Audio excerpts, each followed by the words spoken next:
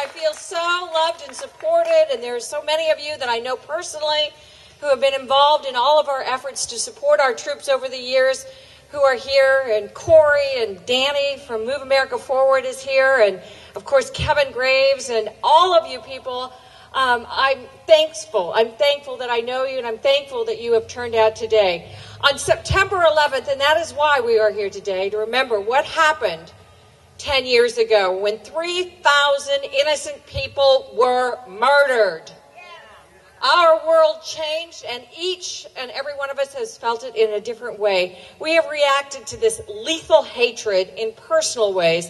Some of us prayed, some of us cried, some marched down to recruiting centers, as you've heard many of our speakers talk about. Some lined up to give blood at ground zero, but tragically, there wasn't much need for that, was there?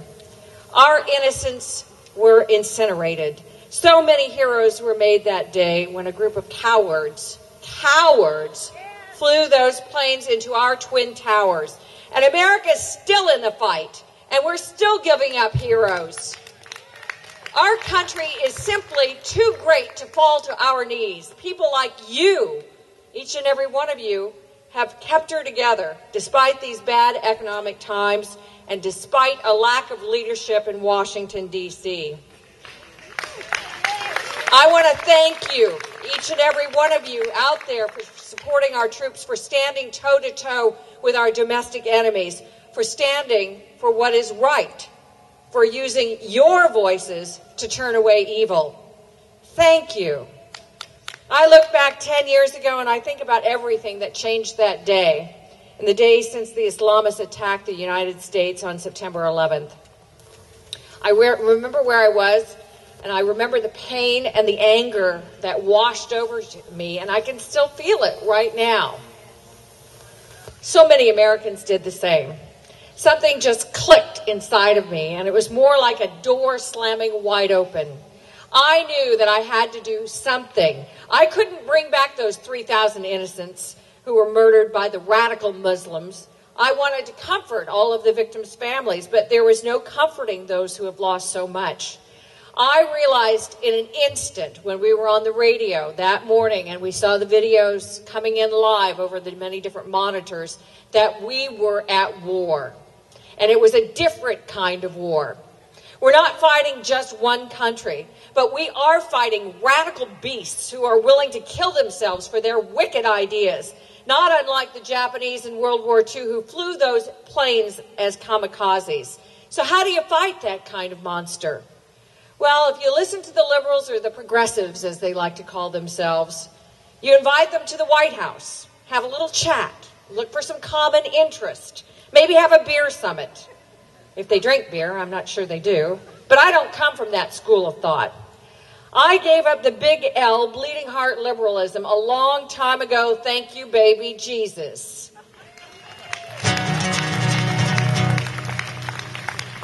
I gotta tell you, folks, I'm for carpet bombing. I'm for rousting those dirty, rotten bastards from their dark corners with everything that Uncle Sam has given us. I liked it when W said he wanted Bin Laden dead or alive. Well, our troops did it. They brought him in dead, and that's just fine with me. Whoa! After Bush sent our warriors into battle, I felt something well up within me. I was so proud of the men and the women who signed up and voluntarily went to war. I decided that I would go toe-to-toe with many of these anti-military whiners, and that's where I had the privilege of meeting Brian Weldon. Many of you who are here today as well. I would not stand for the disrespect that they dished out to our Vietnam veterans. Not on my watch. Woohoo! I got together with a bunch of friends of mine, and we created a nonprofit that would support our troops and educate the folks to what they do for our country, and to stare down anybody who tried to hurt or to mean them in any way. This was something I could do after September 11th. I know how to use a bullhorn. I'm not afraid to. And I'm not afraid of the unwashed masses who called themselves peaceniks. All right, well, I had to admit that I had to keep up my vaccinations because I didn't want to catch anything from them over in Berkeley, California.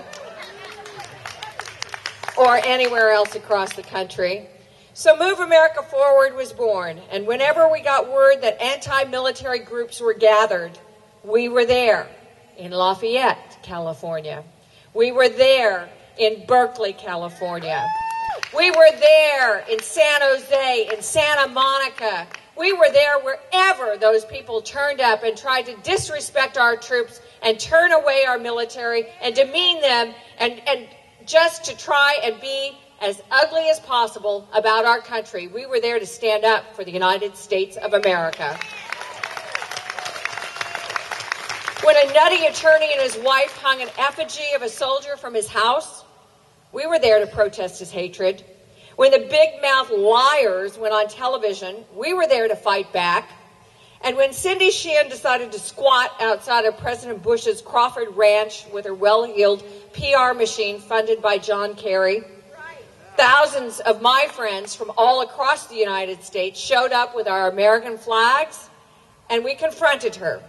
Later, I wrote a book about her son, Casey, and his best friend, Justin Johnson. Both gave their lives for this country. Both were brave, great soldiers, just like Joey Graves. And both would have been hurt, deeply wounded by Cindy Sheehan's antics. Sheehan hurt a lot of people. She used dead soldiers' names on crosses without permission from families who didn't agree with her. Do you remember that?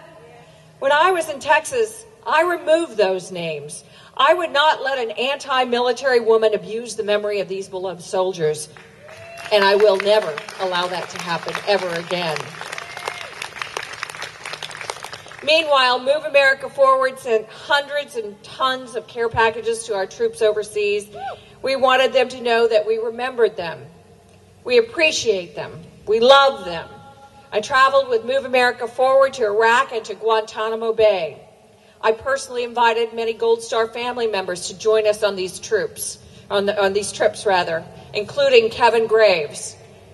We took care packages and messages of love to our troops. We asked for nothing, and they had to listen to politicians like Harry Reid, who said that the troops had lost the war, or that the Cindy Sheehans of the world had made our men and women in uniform the bad guys.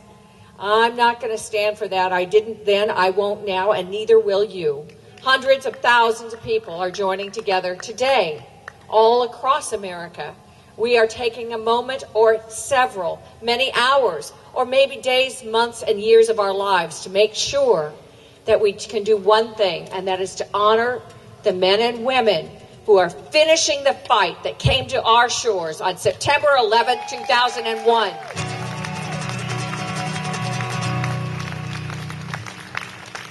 I want to thank each and every Vietnam veteran who is here today and who could not be here today. They joined with us in Berkeley. Remember that? When we protested against Code Pink, that socialist group that despises America and everything that we stand for. We remember. Code Pink sent $600,000 to the terrorists in Iraq. When our battle with them was over, Code Pink left Berkeley. Our Marine recruiters stayed put. None of us can bring back the 3,000 people who died on 9/11. People like Lauren Grancolas from San Rafael, California, or Betty Ong, who was a flight attendant on that fateful day, who called on her in-flight telephone and informed American Airlines what was happening aboard their airplane that was flying into the Twin Towers. She called and stayed on the phone with the tower, telling America what was happening. I can't bring back any of those people, and neither can you, but all we can do this day and every day for the rest of our lives is to teach our children what happened, and for ourselves to remember how it happened and why it happened. Move America Forward is the largest pro-troops grassroots organization in the country, and we continue to send care packages to our troops who are now largely forgotten by this administration. We cannot allow that to happen. I ask you, if you can, to make a small donation or a large one if you have the ability. We have a booth right behind here. Danny Gonzalez, if you would please stand up for a moment and say hi to everybody and show them who you are. He's videotaping. Stand up, Danny. Come on. Our communications director from Move America Forward, who's been with us to Iraq and to Guantanamo Bay, where we had the opportunity, by the way, of seeing some of these vermin, these cockroaches that I referred to, down in Gitmo. These were the men who are supporting Al-Qaeda, who are involved with the Taliban, who will roast, by the way, in the hottest corner of hell. Some of these guys were out there as we came through, and some of the women in our group were treated to this. They gave us the universal sign for "we want to slit your throat." You know what? I wish I had done this. I didn't, but I wish that I had. I wish that I had just taken my shirt off and flashed my breasts to these Muslim men. Maybe that would have shut their faces once and for all. Unfortunately, many of those guys, those same guys, received more justice than our victims on September 11th did. The 3,000 people who died jumping from the heat and the flames from those towers. They got out. They got out of Gitmo, and where did they end? You know what? We have to be ready to fight again, and to fight against the evil, just like our fellow Americans on United Flight 93 did on September 11th, who took back that aircraft and drove it into the ground to avoid a crash into the White House or into the Capitol. These heroes were the first line of defense against the terrorists in this war. I believe that we all took a little bit of Todd Beamer and his fellow passengers with us when they went. We knew that we could no longer stand by and let somebody else take the reins. September 12th, 2001 was a new day.